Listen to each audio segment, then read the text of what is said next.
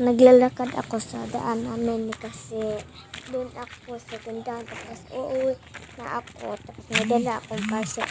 Tapos pagkaabot ko sa bahay ko ng lola. Tapos pag-abot ko sa bahay is naghugas ako ng kamay para hindi madumi ang kamay ko. Ang cash na yun is susutin ko para sa Christmas party sa aming school. Masarap yun, tay. Gulay. Ang Christmas sa aming school is December 20, 2024.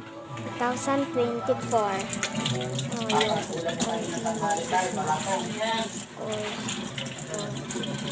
yes.